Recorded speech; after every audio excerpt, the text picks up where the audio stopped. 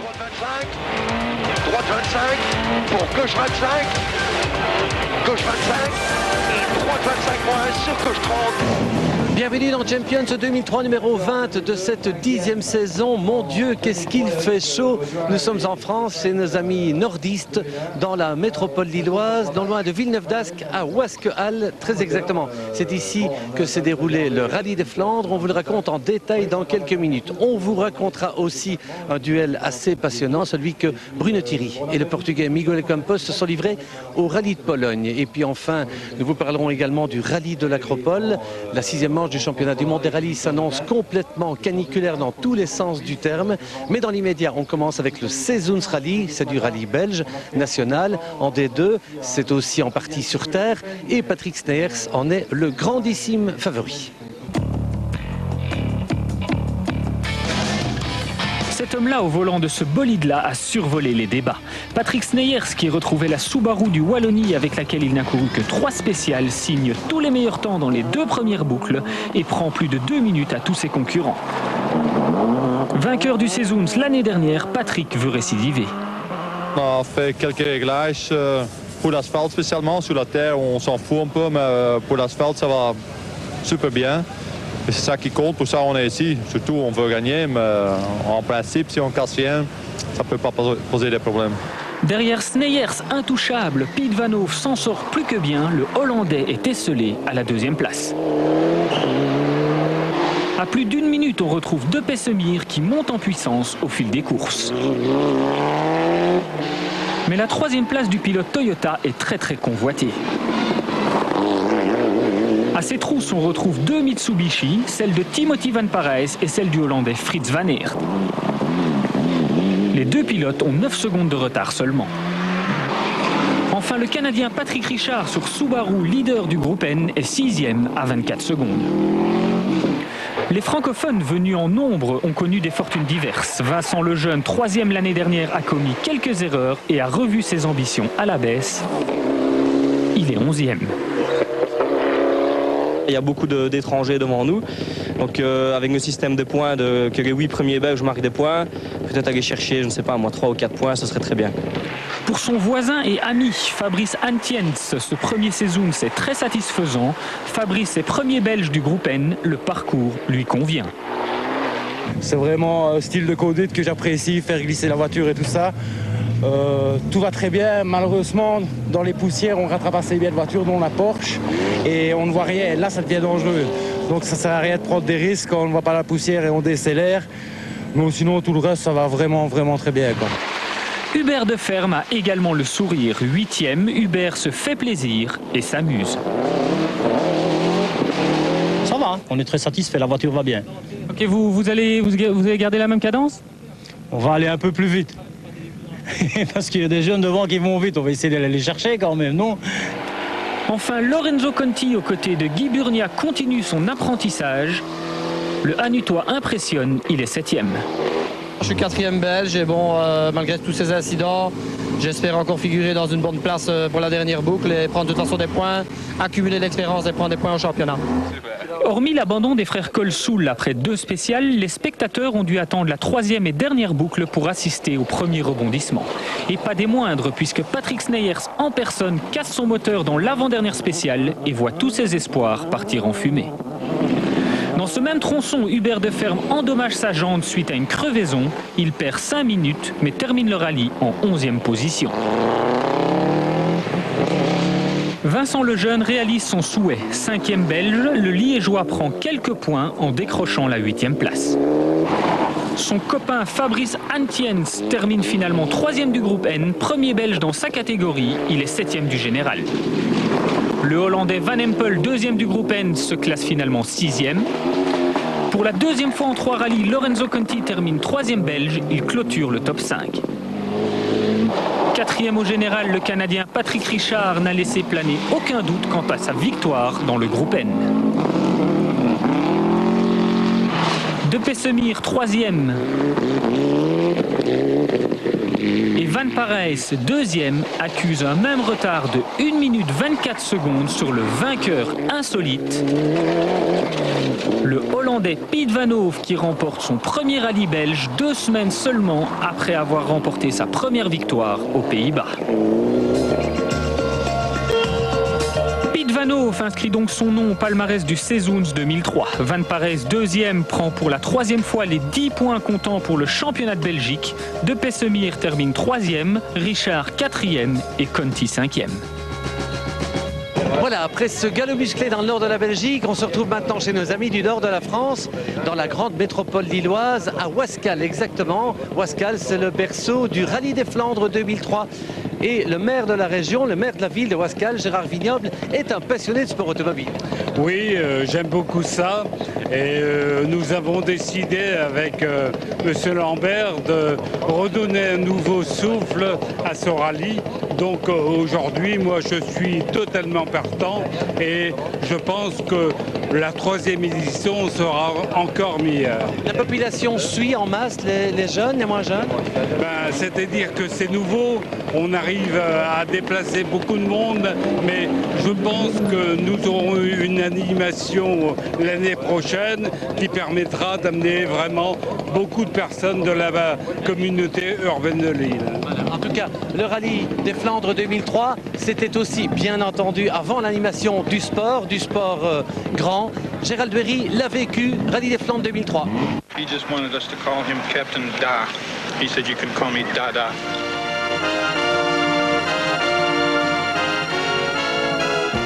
Le soleil brille sur le plat pays flandrien, qui n'est pas seulement belge, mais aussi français. La vie est belle, c'est presque l'été, c'est le week-end du rallye. C'est la fête à Wascal. Numéro 1 au départ, Éric Baudouin s'est imposé l'an dernier au volant de cette Peugeot 306 Maxi. Alors, est-ce qu'on refait comme l'an dernier? On va essayer, mais le plateau est très relevé encore cette année.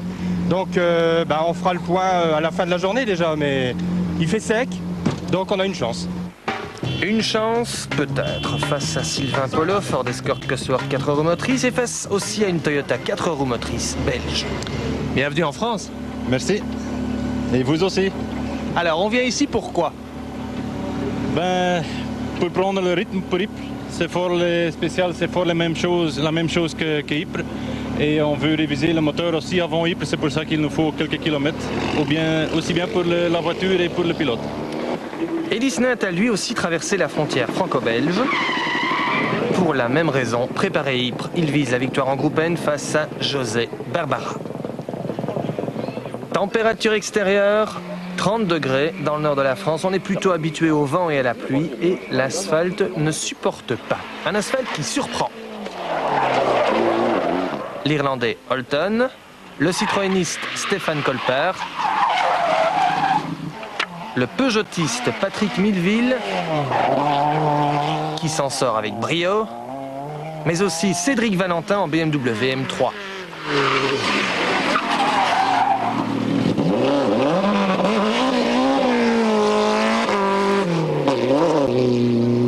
Dans ces conditions, les 4 roues motrices ont l'avantage. Sylvain Polo part comme un avion. Après 2 spéciales, il possède déjà 16 secondes d'avance sur Eddie Snett, 18 sur José Barbara, 20 sur Dominique Breunel et 33 sur Baudouin.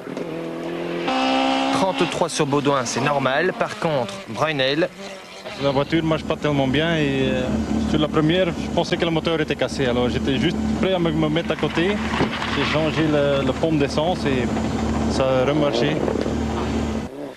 Sur les spéciales, l'implantation des dispositifs de sécurité ressemble de plus en plus au rallye belge, avec une grosse touche particulière, les ballots. Je crois que sur la spéciale des monts, on en a mis 15 tonnes, quoi. Hein, il y a 30 boules de 500 kg qui ont été posées. 15 tonnes réparties sur combien de kilomètres? 14 km, 450 de l'épreuve chronométrée. Ça fait plus d'une tonne au kilomètre. Ça fait plus d'une tonne au kilomètre, tout à fait, oui. Et de la paille, on va en faire quoi après? La paille, oui. Elle le resservira, elle va resservir. Si elle n'est pas mouillée ni rien, elle n'est pas abîmée. Hein. Ah ouais.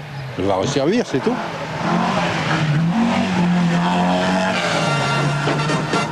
Comparé à la Belgique, les rallyes du nord de la France ont leurs particularités. La gendarmerie est omniprésente, les commissaires de route sont blancs comme des peintres, et la course automobile fait cause commune avec les cérémonies religieuses. Vous l'avez fait exprès de vous marier aujourd'hui? Mais non, c'est vous qui faites exprès de faire une course de voiture, c'est ça le problème, c'est la différence. Il aime tellement les voitures qu'il vous a imposé un mariage avec... Quelle horreur! Charmante. Nos amis français sont également très attachés à leur production, témoin cette Samba Rally qui respire bien.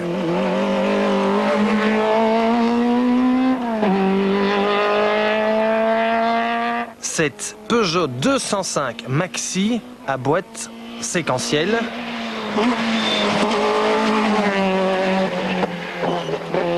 Ou encore dans un tout autre registre, l'éternel Renault 4.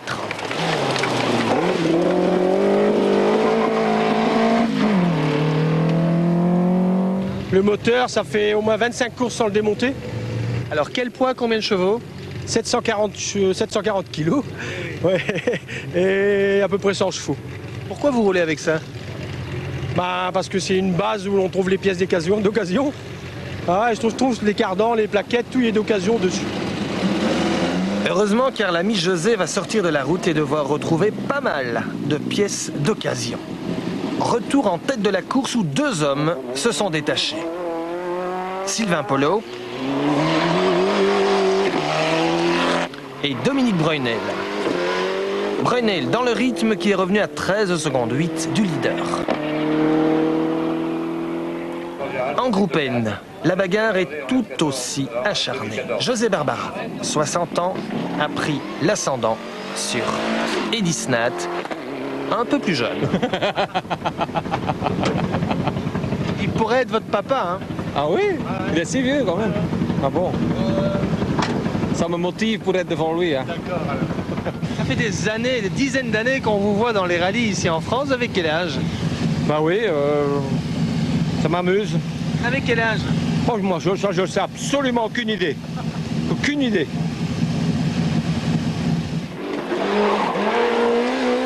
La journée se termine, l'Irlandais Holton en remet une couche. La gendarmerie veille toujours au grain. Et le lendemain matin, on repart à la conquête des Flandres avec Sylvain Polo, à nouveau en grande forme. Polo porte son avance de 13 à 50 secondes. Vous gardez le pied dans le fer alors? Ben ouais, bon, il faut toujours aussi...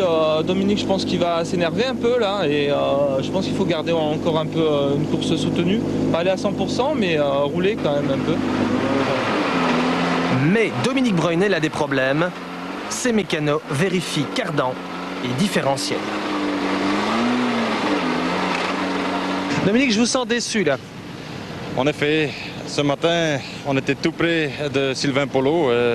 13 petites secondes, on était revenu de 23 secondes jusqu'à 13 secondes.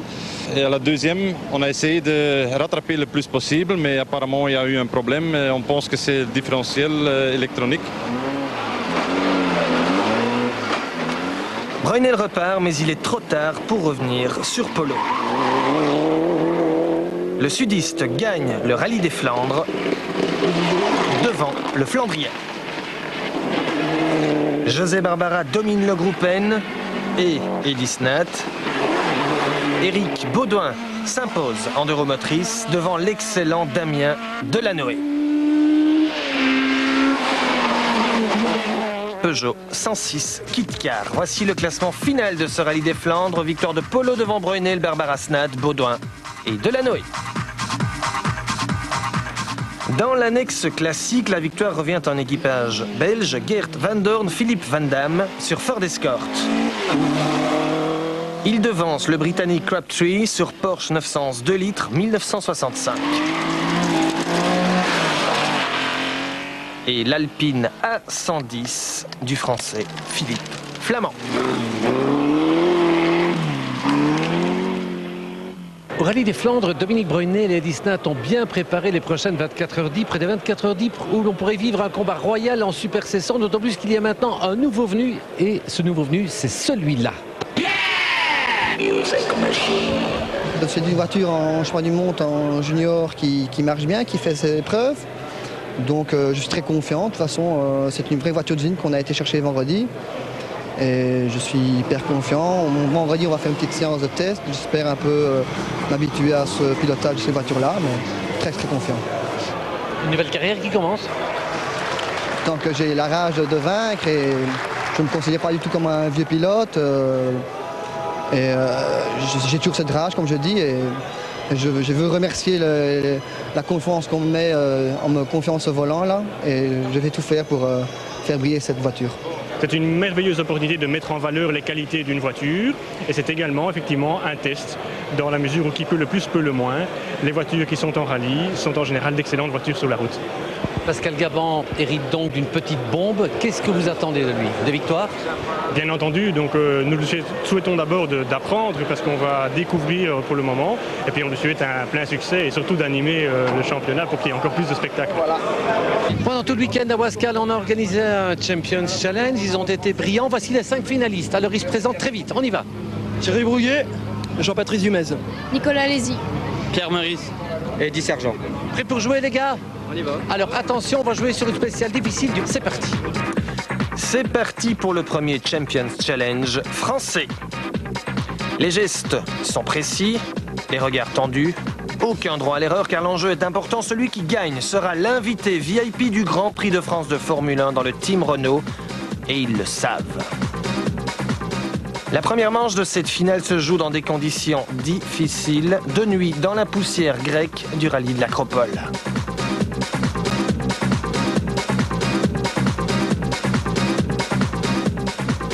Voilà, le temps de réajuster la casquette et c'est reparti pour une deuxième manche, cette fois sur l'asphalte brûlant du Tour de Corse.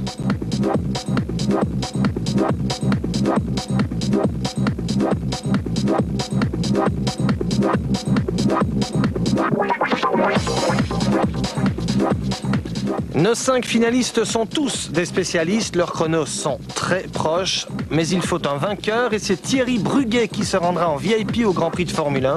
Il en est tout ému. Écoutez. Je remercie la RTBF de ce prix Nobel. Pour moi plutôt. Ouais. C'était dur l'Acropole dans le noir. Hein. Ouais, très dur, surtout pas facile.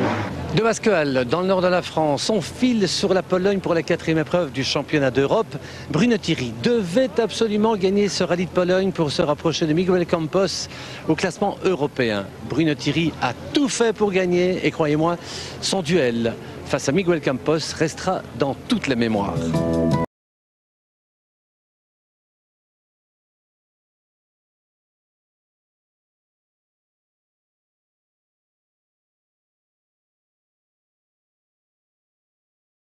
Un pilote qui va très vite, donc ce sera certainement un adversaire coriace. Sa voiture est aussi bien préparée que la nôtre, je crois. Donc les voitures doivent être semblables. Donc ça va être intéressant. O Bruno é piloto que é bastante rápido, tem muita experiência, já esteve cá neste rally. Avantage pour Bruno, son copilote a roulé plusieurs saisons en Pologne. Non, bon, c'est sûr que je connais bien la Pologne. C'est clair que je suis un peu chez moi ici, je connais bien la spéciale. Donc c'est clair que je vais essayer de lui apporter le plus de confiance possible pour démarrer la première spéciale. Mais le reste, je sais qu'il va faire le boulot tout seul, donc voilà. Et Bruno compte bien réduire ici son retard au championnat sur le Portugais. Première spéciale, Campos est en forme.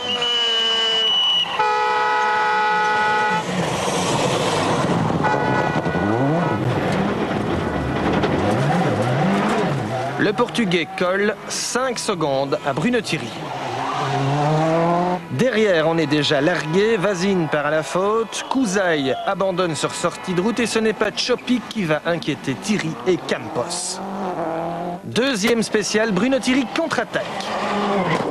Résultat, 5 secondes 7 plus rapide que Campos et la tête du rallye pour le Belge. Parfois c'est simple et c'est très difficile d'avoir l'idée de la qualité de l'asphalte. C'est vrai que à choisir à faire ce rallye de Pologne avec le soleil ou la pluie, je crois que je préfère le soleil, parce que s'il pleuvait, ça serait encore drôlement plus difficile, ça c'est clair. Troisième spécial, Campos réagit. Il reprend le commandement pour 1/10, c'est chaud.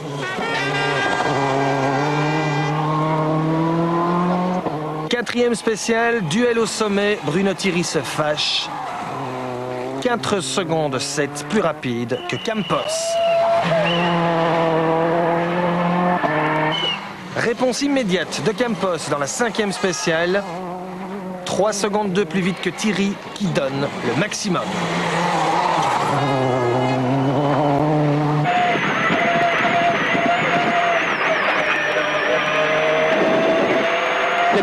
Le roi de 20. Le duel est lancé. Scratch du Belge dans la 6. Scratch pour le Portugais dans la 7. Meilleur temps à nouveau pour Thierry dans la 8. Et réplique instantanée de Campos dans la 9. Du coup, le pilote Peugeot Belgique-Luxembourg termine la première journée avec un retard de seulement 5 secondes 6. Je mentirais si je dis que je ne suis pas à la limite. On est à la limite, simplement, où on peut encore améliorer, c'est au niveau du châssis. Le duel des Peugeotistes passionne toute la Pologne. Campos ouvre à nouveau la route le lendemain matin, mais il est battu d'entrée par Bruno Thierry pour 7 petits dixièmes. Bruno qui scratch également dans la 11e spéciale. 250 mètres, unité gauche 50, 13 et 3 en bosse, terre.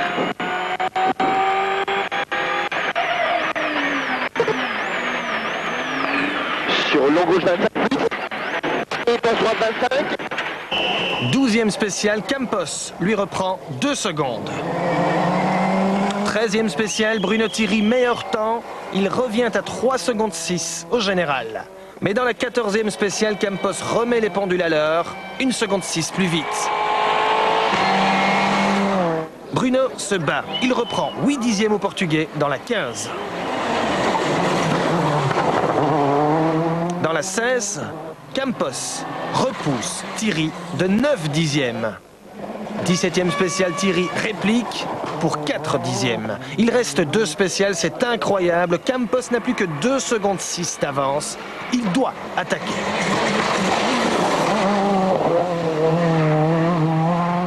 Mais Bruno ne suit plus. Il perd plus de 2 minutes en 2 spéciales. Que s'est-il passé ?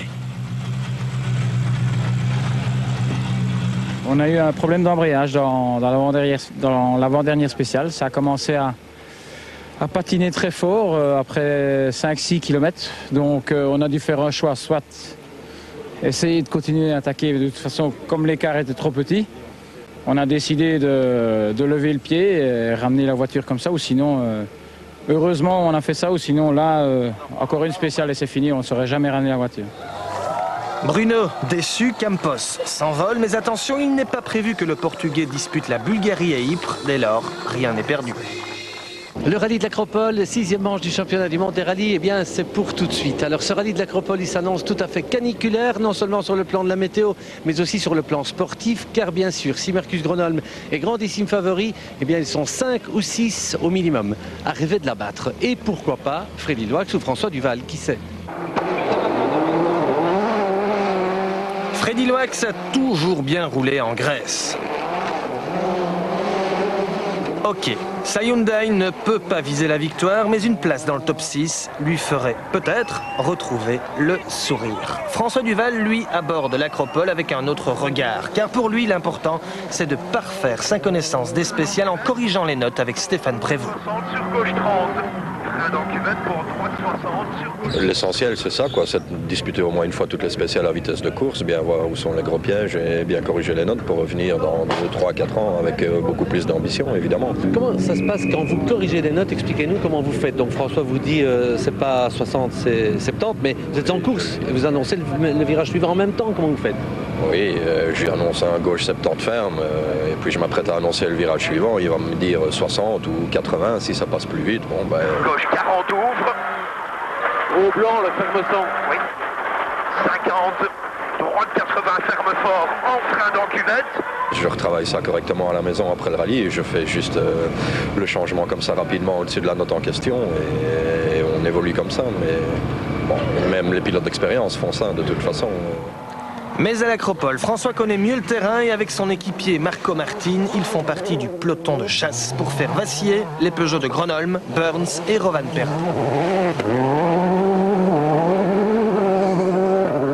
Chez Citroën, Sébastien Loeb part avec les mêmes ambitions, d'autant plus que les rallyes à venir lui conviennent. L'Acropole que je commence à connaître un petit peu, je l'ai fait 2 fois, Chypre que j'ai jamais fait encore. Et puis après l'Allemagne, Rallye Aswad qu'on a gagné l'année dernière, donc on verra. On verra. Carlos Sainz a loupé la victoire en Argentine pour une histoire de pénalité, alors en Grèce. Acropole, Grèce, vous aimez? Oui, Chypre. Chypre, j'espère de nous battre en prochaine course comme ici. Pour le moment, je suis content pour l'équipe et pour comme je te dis, pour la voiture aussi. Chez Citroën, toute la logistique pour le rallye de l'Acropole est préparée depuis très longtemps par un nouveau coordinateur belge, Yves Maton, ex-Chronos. Yves, votre boulot chez Citroën Sport, c'est quoi? Il y a 2 grandes parties. La première partie, c'est la logistique. Donc, c'est le déplacement de toute l'équipe et de tout le personnel, mais aussi de tout le matériel Citroën Sport en partant de Versailles vers chaque destination. Quand Citroën Sport se déplace, c'est combien de personnes? Je dirais que ça dépend d'un rallye à l'autre. Je dirais entre 70 et 100 personnes. Combien de véhicules?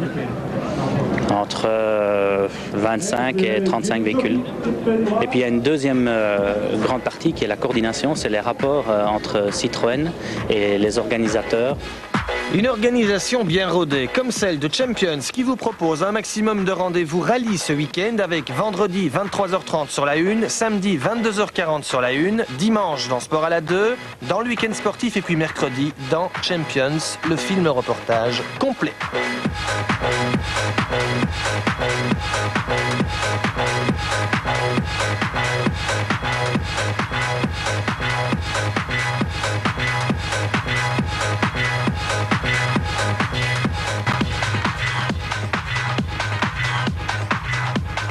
En attendant, voici le dernier numéro du magazine Autotrends avec en couverture et en essai détaillé la toute nouvelle BMW Série 5. À l'approche de l'été, voici la Citroën C3 pluriel sous le soleil également la Volkswagen Beetle Cabriolet. Beaucoup plus musclé, voire bodybuildé, la Renault Clio V6. Essai vitaminé, lui aussi, celui de la Peugeot 206 RC.